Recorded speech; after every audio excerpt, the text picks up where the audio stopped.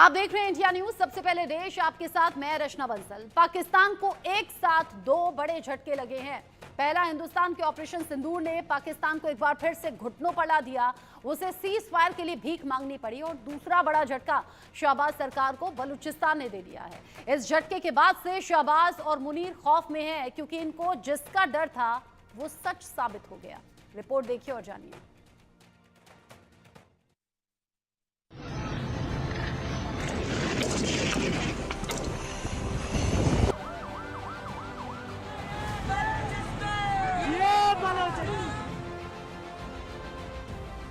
बलूचों का बवंडर, पाकिस्तान का सरेंडर।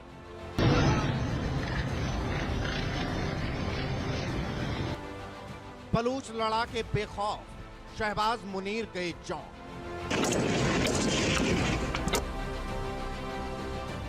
बलूचिस्तान छीन ली आजादी।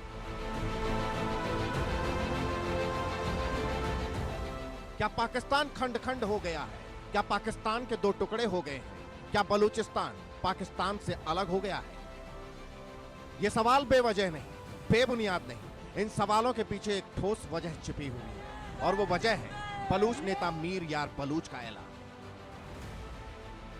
बलूच नेता मीर यार बलूच ने ऐलान कर दिया है, बलूचिस्तान पाकिस्तान से आजाद हो गया है। बलूचिस्तान अब पाकिस्तान का हिस्सा नहीं। मीर यार बलूच ने एक्स पर पोस्ट कर कहा, बलूचिस्तान के लोगों ने अपना राष्ट्रीय फैसला दे दिया है। दुनिया को अब चुप नहीं रहना चाहिए। आओ हमारा साथ दो। बलूच लोग सड़कों पर हैं और उनका राष्ट्रीय फैसला है कि बलूचिस्तान पाकिस्तान का हिस्सा नहीं है और दुनिया अब और मूक दर्शक नहीं रह सकती। मीर यार बलूच ने ग्लोबल समुदाय से बलूचिस्तान की आजादी के लिए मान्यता और समर्थन भी मांगा।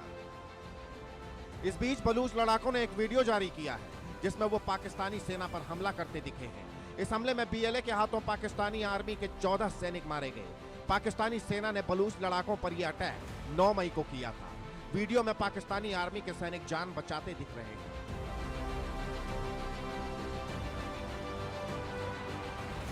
हाल के महीनों में आजादी की मांग को लेकर बलूच लड़ाके लगातार पाकिस्तानी सेना पर हमला कर रहे थे। इन हमलों की तस्वीर लगातार सामने आ रही थी। 9 मई से पहले 7 तारीख को, जिस दिन भारतीय सेना ने पाकिस्तान के खिलाफ ऑपरेशन सिंदूर किया था, उस दिन भी बलूच लड़ाकों ने पाक आर्मी के एक दस्ती वाहन को आईईडी से उड़ा दिया था। इस हमले में 12 पाकिस्तानी सैनिक मारे गए। इन हमलों के बीच बलूचिस्तान ने खुद की आजादी का ऐलान कर दिया है, जिसने शहबाज सरकार की नींद उड़ा दी है, क्योंकि उन्हें पता है बलूचिस्तान पाकिस्तान से अलग होता है तो उससे 3.4 लाख वर्ग किलोमीटर एरिया अलग हो जाएगा, जो भारत के राजस्थान के बराबर है। इसके बाद पाकिस्तान का एरिया महज 4.5 लाख वर्ग किलोमीटर रह जाएगा। Bureau report, India news. Balochistan जो अपनी आजादी की घोषणा कर चुका है और पाकिस्तान के लिए ये दोहरी चोट कही जा रही है। एक चोट तो आतंक के खिलाफ हिंदुस्तान ने की है और दूसरी चोट बलूचिस्तान में बैठे हुए बलूच संगठनों ने पाकिस्तानी हुकूमत को दी है। इस पर बात करने के लिए मेरे साथ में जुड़ गए हैं मेजर जनरल रिटायर्ड जेकेएस परिहार सर, डिफेंस एक्सपर्ट के तौर पर। साथ ही रज्जाक बलोच मेरे साथ में जुड़ गए हैं, जो कि बलूचिस्तान की खास जानकारी रखते हैं और खुलकर अपनी बात कहते रहे हैं, जो कि इस बलूचिस्तान की स्थिति को लेकर डिटेल में हमारे दर्शकों को जानकारी देंगे भी। आप दोनों का इंडिया न्यूज पर बहुत स्वागत। रज्जाक बलोच जी, सबसे पहले मैं आप ही से पूछना चाहूंगी, बलूचिस्तान में लोग सड़कों पर हैं, अपनी आजादी की मांग कर रहे हैं और ये लंबा संघर्ष हमने देखा है, लेकिन ऐसी कौन सी वजह है जिसमें इन दिनों अग्रेशन ज्यादा हो गया, पाकिस्तानी फौज पर हमले ज्यादा हो गए और इन सब के बीच ही अपनी आजादी का ऐलान तक बलूचिस्तान ने कर दिया?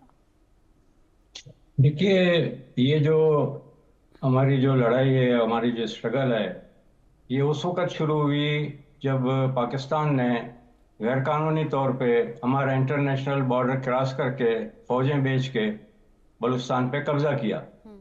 उसके बाद से हमारी लड़ाई पाकिस्तान से जारी है और हमारे जो पार्लियामेंट है उन्होंने जो है ये फैसला दिया कि हम इस नया जो मजहबी मुल्क बना है, जो रिलीजियस कंट्री है, उसमें हम शामिल नहीं होना चाहते हैं।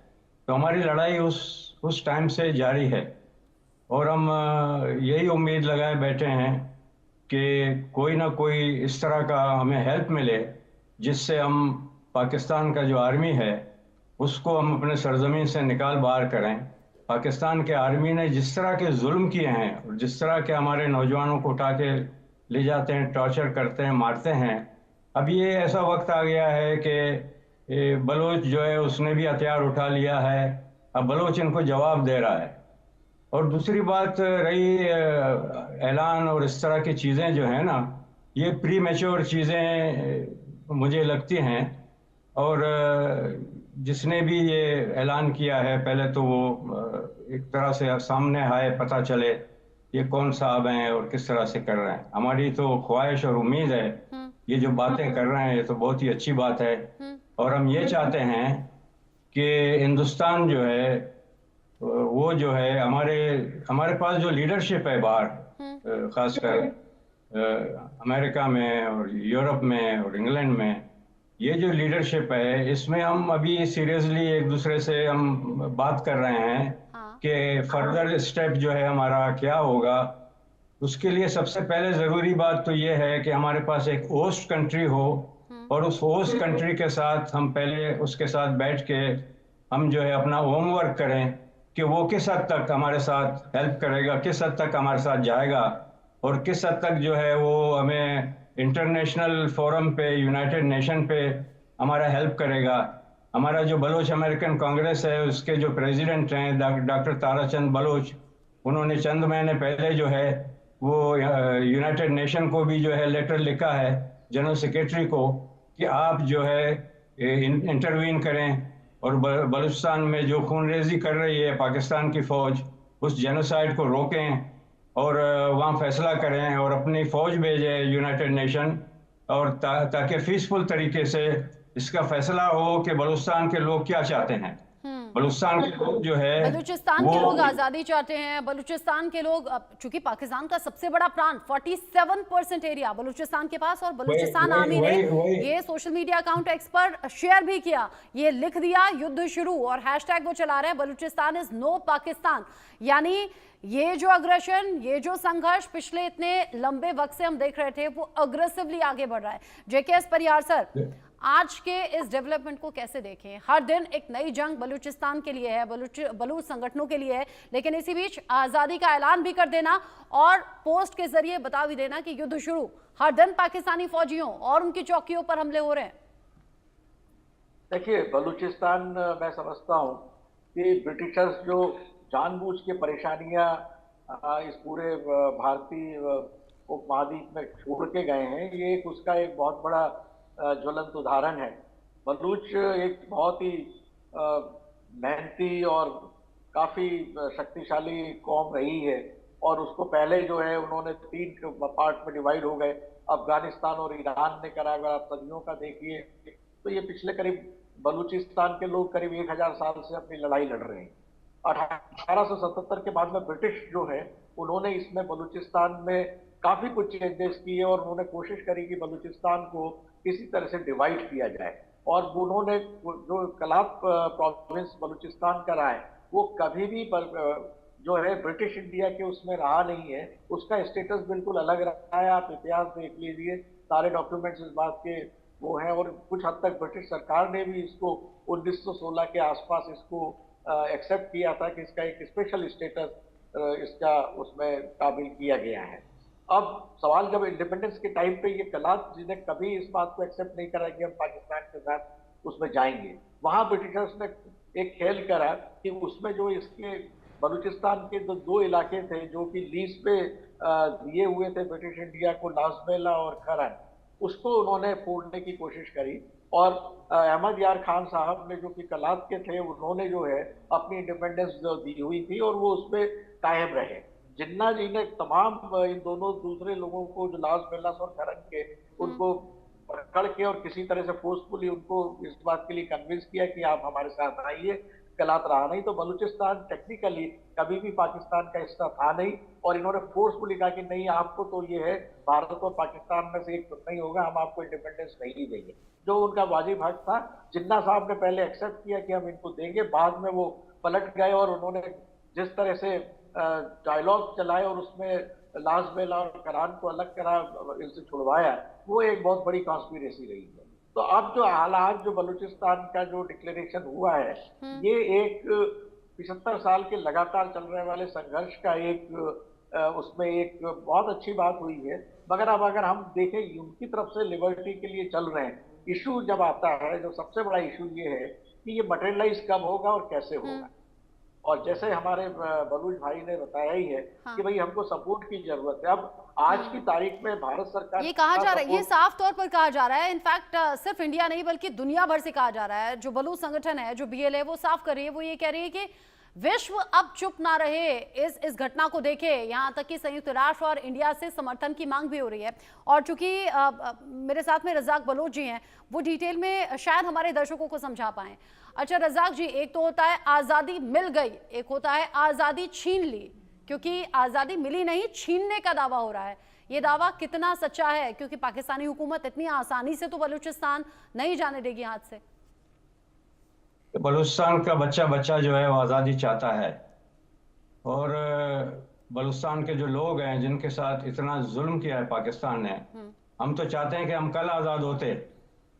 मैं वही एक्सप्लेन कर रहा हूँ कि आज़ादी के लिए जो स्टेप चाहिए हैं, जो कदम चाहिए हैं, उसमें आपको एक होस्ट कंट्री चाहिए। हम उम्मीद रखते हैं कि हिंदुस्तान जो है वो हमारे लीडरशिप के साथ बात करेगी, और कुल्लम कुल्ला मुल्ला मुनीर जो ये कहता है कि मेरा शहरक जो है कश्मीर है, और कश्मीर में जो लोग लड़ रहे हैं वो मेरे भाई हैं, तो वो इस तरह से कुल्लम कुल्ला जब वो कश्मीर की बात करते हैं, तो फिर आप जो है एक हमारा जो मुल्क है जो छीना हुआ है पाकिस्तान ने, उसके लिए खुल्लम खुल्ला आप क्यों हेल्प नहीं करते हैं? हमें यूनाइटेड नेशन में हेल्प करें, हमें वो हथियार दें जिससे हम पाकिस्तान के फौज को अपने सरजमीन से भगा सकें। हम तो उम्मीद रखते हैं कि इतना बड़ा जो है जो ब्लंडर हुआ है 1947 में, इंडिया के जो लीडरशिप है उन्होंने हिंदुस्तान का बंटवारा कबूल किया, जिसके वजह से हम गुलाम बन गए। तो वो अपना तो गलती सुधारें। आप अपना जो है पहले तो इसका जो शहरक है, मैं तो शहरक कहता हूँ गिलगित बल्तिस्तान को, आप गिलगित बल्तिस्तान को आप जो है वहां से अपने कब्जे में ले लें, तो चीन का रास्ता भी कट जाएगा और इसका शहरक भी कट जाएगा। और बलूचिस्तान में जो है हमें जिस तरह का अगर हेल्प मिला तो आप देखेंगे कि हम इसको उखाड़ फेंकेंगे। सिर्फ आज़ादी के ऐलान से जो है वो चीज़ें बहुत अच्छी खुशाइंद बात है, हर किसी को ये बहुत खुशाइंद लगता है, बहुत अच्छा अल्फाज है आज़ादी। आज़ादी सब चाहते हैं, पूरा बलूचिस्तान आज़ादी चाहता है। बलूचिस्तान इनको एक पल के लिए भी बर्दाश्त नहीं करना चाहता है। ये बंदूक के तौर पे बलूचिस्तान में बैठे हुए हैं, तो बंदूक के लिए तो फिर बंदूक चाहिए। पीसफुल तरीका ये है कि आप हमें हेल्प करें। इंटरनेशनल जो वर्ल्ड है उसमें जो इन्होंने हमारे एग्रीमेंट तोड़े हैं, पाकिस्तान ने हमारे साथ एग्रीमेंट किया था स्टैंड स्टिल का, कि जो है बलूचिस्तान एक आज़ाद मुल्क होगा। बलूचिस्तान जो एक 1948 27 मार्च तक आज़ाद मुल्क था जिस पे कब्जा किया गया है। हमारा क्लियर केस है। हिंदुस्तान ओपनली जो है हमारा मदद करे, और दूसरे दुनिया के जो सिविलाइज्ड मुल्क हैं उनसे भी हम अपील करना चाहते हैं कि वो भी हमें हेल्प करें। और ये पाकिस्तान सिविलाइज्ड मुल्क नहीं है।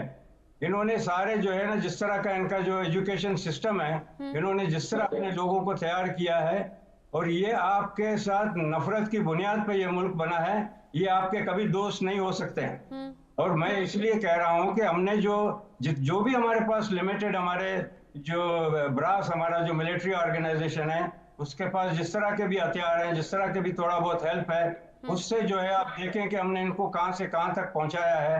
जब ट्रेन अगवा होती है जिसमें हम सिविलियंस को छोड़ देते हैं, आर्मी वालों को उठा के जो है हमारे बलोच नौजवान लेके जाते हैं, और ये हम कहते हैं हमारे कैदियों को छोड़ो, हम तुम्हारे कैदियों को छोड़ते हैं। तो इनमें अपने मुल्क के अंदर रह के बड़ी बड़ी बातें करते हैं। ये अपने कैदियों को छुड़ाने तक के लिए इनमें हिम्मत नहीं थी। अपने लोगों को मरवा दिया, लेकिन छुड़ाने के लिए हिम्मत नहीं थी, ये नहीं है। तो इसलिए बलूचिस्तान का जो है रात को बलूचिस्तान जो है बलोचों के कब्जे में होता है। ये सिर्फ जो है 2 कंटोनमेंट का इलाका इनके कब्जे में, जिसको क्वेटा कंटोनमेंट कहते हैं और खुजदार कंटोनमेंट कहते हैं। ये 2 कंटोनमेंट को मारने के लिए हमारे पास उस तरह के अगर हथियार आ जाएं, तो पाकिस्तान जो है वो उसको देर नहीं लगेगी हमारे सरजमीन से भागने के लिए। उस वक्त फिर हम आज़ादी का ऐलान भी करेंगे। हम उम्मीद करते हैं कि हिंदुस्तान जो है हाँ। वो हमारे साथ बैठ के हमें ये जो है इनफैक्ट मैंने आश्वासन मेहरंग बलोच का वीडियो भी देखा और ऐसे तमाम वीडियो हैं जो वहां बलूच लीडर्स के जरिए बोला जा रहा है, आजादी की बात कही जा रही है, उसमें लोग नारे लगा रहे हैं, इंडिया तुम आगे बढ़ो, हम तुम्हारे साथ हैं। और परिहार सर, भारत पाकिस्तान में अभी जब पिछले दिनों सीज फायर से पहले की मैं बात कर रही हूँ, जब टेंशन बढ़ी हुई थी, युद्ध जैसे हालात नजर आ रहे थे, उस वक्त बलूचिस्तानियों के जो उत्साह उमंग था वो बहुत ज्यादा बढ़ गया था। भारत पर बहुत ज्यादा उम्मीदें थी कि भारत आगे बढ़ेगा, तो इस बीच हमें भी पूरी तरह से आज़ादी मिल जाएगी। 1971 की चीज़ें लोग याद कर रहे थे। हालांकि किसी तरह पाकिस्तान घुटनों पर आया और फिर सीज फायर का प्रस्ताव रख दिया। क्या पाकिस्तान की तरफ से सीज फायर के प्रस्ताव का एक ये भी रीज़न था कि पाकिस्तान ना तो भारत के आगे टिक पाया और बलूचिस्तान, टीटीपी, ये सब कुछ सिरदर्द पहले से ही पाकिस्तान के साथ में थे। अब फौजी लड़े भिड़े तो कहाँ भिड़े, कौन से मसले को पहले सुलझाएं? बहुत गंभीर सवाल है। इसके प्रोबेबली इसका जवाब आज की तारीख में देना बिल्कुल ही संभव नहीं है, क्योंकि मैं खुद ही आश्चर्यचकित हो गया था कि अचानक सीज फायर कैसे हो गया। बहुत बड़ी बात हुई है और उसमें अमेरिका का क्या रोल रहा है, भारत सरकार किस हद तक अच्छा गई है।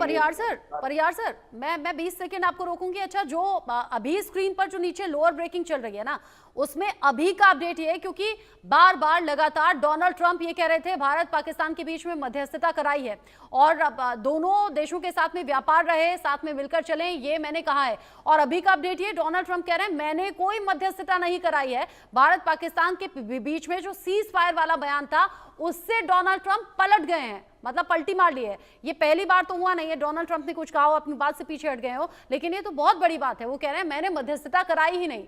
इसको भी आप ध्यान में रखिए और फिर बताइए।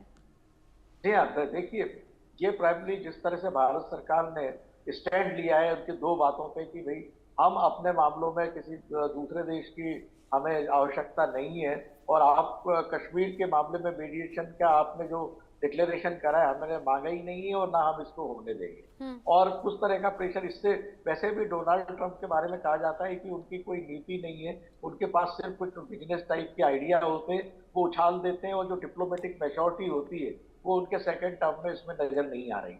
अब मैं आता हूं कि बलूचिस्तान में मुझे उम्मीद हुई थी आज से कुछ साल पहले जब हमारे प्रधानमंत्री जी ने लाल किले से बलूचिस्तान का नाम लिया था, तो मैं समझता था कि प्रधानमंत्री इस पे कुछ और आगे कुछ एक्शन करेंगे, और क्या एक्शन हो रही है उसके बारे में अभी हम लोग पूरी तरह से ओपेक है, क्योंकि पब्लिक डोमेन में इस तरह की कोई बात आई नहीं। और रहा सवाल इसका कि बलूचिस्तान, जैसा उन्होंने कहा कि भाई इसको कोई सपोर्ट की जरूरत है, तो भारत का सपोर्ट बहुत मायने रखता है, पर सबसे बड़ी बात यह है कि यूएस और यूनाइटेड नेशन ने इसको बलूच लिबरेशन आर्मी को अभी टेररिस्ट ऑर्गेनाइजेशन में डाला हुआ है। एक बहुत बड़ा मतलब ये शिफ्ट इसमें होना बहुत जरूरी है।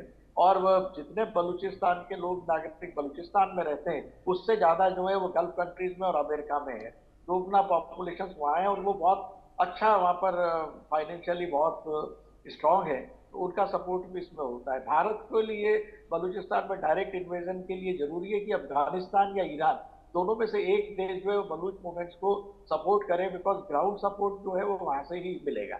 ग्वादर पोर्ट और ग्वादर इंटरनेशनल एयरपोर्ट क्या चाइना इतनी आसानी से सीपीसी और ये दोनों छोड़ेगा? वो इसमें पूरा जोर इसमें लगाएगा। तो ये एक आज की डेट में इसका जो मिलिट्री सॉल्यूशन है वो मुझे नहीं लगता कि इतनी आसानी से इसमें हो सकता है।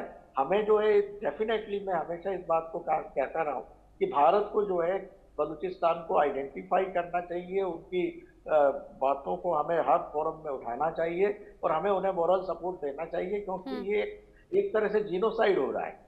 ये कोई वो पाकिस्तान के प्रोविंस, ये डिस्प्यूटेड ही रहा है। तो जिस तरह से कलात एरिया जो है बलूचिस्तान का जबरदस्ती पाकिस्तान ने कब्जे में किया है, वो एक पूरी तरह से डिस्प्यूटेड और इंटरनेशनल नॉर्म्स के खिलाफ गया हुआ है। टेक्टफुली उन्होंने हेराफेरी करके इसको लिया है, और भारत को इसमें आगे आने में कोई मैं नहीं समझता हूँ कि कोई बहुत बड़ी बात होती है। चाइना को कंटेंट करना जरूरी, तो इंटरनेशनल तभी बनेगा, पहले तो इनकी एक्साइल गवर्नमेंट जो है वो बने, कोई देश उसको रिकॉग्नाइज करें, और अफगानिस्तान और ईरान दोनों में से एक का खुलकर इनके साथ आना बहुत जरूरी है, तभी बात आगे बढ़ेगी। अदरवाइज ये एक मोरल सब गेन वाली बात होती है कि बलूचिस्तान ने अपना आजादी डिक्लेयर कर दी है, बट सस्टेनेबिलिटी जो होती है उसके लिए जरूरी है कि आपको ग्राउंड सपोर्ट मिले। आप हथियार कहाँ से भेजेंगे? अगर आपको बलूचिस्तान में कोई एक हाइपोथेटिकल अगर आप सिचुएशन देखते हैं तो दूसरा देश वहां पे कैसे हथियार भेज सकता है? वो तो हाँ। आएगा तो ईरान या अफगानिस्तान के थ्रू आएगा, तो उनका इंटरनल उसमें एक्सेस होना बहुत जरूरी है। बिल्कुल। मदरपोर्ट आप देखिए ओमान का होता था जो 1955 से पहले तक लीज का ब्रिटिश ने दिया हुआ था ओमान को, फिर इसको खरीदा है पाकिस्तान ने, इसको खरीदा है, वो पाकिस्तान के उसका था ही नहीं, बलूचिस्तान का ही पार्ट था। तो ये बहुत बड़ी कॉम्प्लेक्स सिचुएशन है, पर बिल्कुल। भारत को आगे आना चाहिए। बिल्कुल बिल्कुल। और इस बीच ये जो बड़ा अपडेट है, मैं इस पर रज़ाक बलोच जी आपका भी रिएक्शन चाहूंगी। अगर डोनाल्ड ट्रंप कुछ ही घंटों के भीतर अपने बयान से यू टर्न ले लेते हैं और यू टर्न लेते हुए कहते हैं कि मैंने सीज फायर कराया नहीं है, हाँ मैंने दोनों देशों से एक हफ्ते पहले बात की थी ताकि इस समस्या का समाधान हो सके, इसे कैसे देखें? देखें साहब, जख्म जो है ना, जख्म जो है वो हिंदुस्तान को लगा है।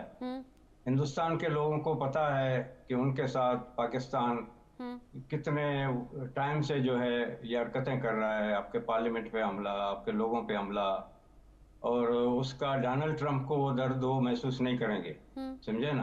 तो ये आपको फैसला करना है।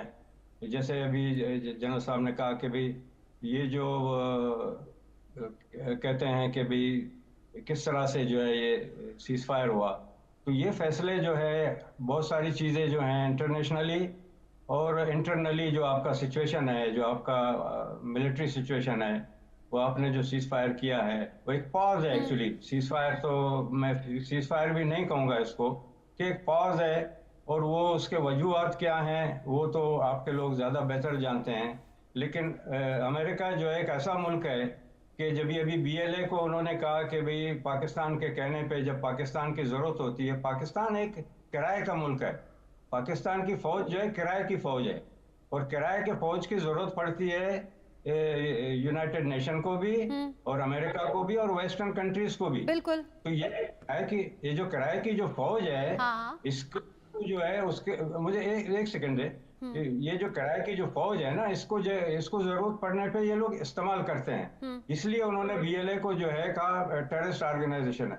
BLA अपने सरजमीन के लिए लड़ रही है। BLA जो है वो इतने बड़े ताकत से लड़ रही है।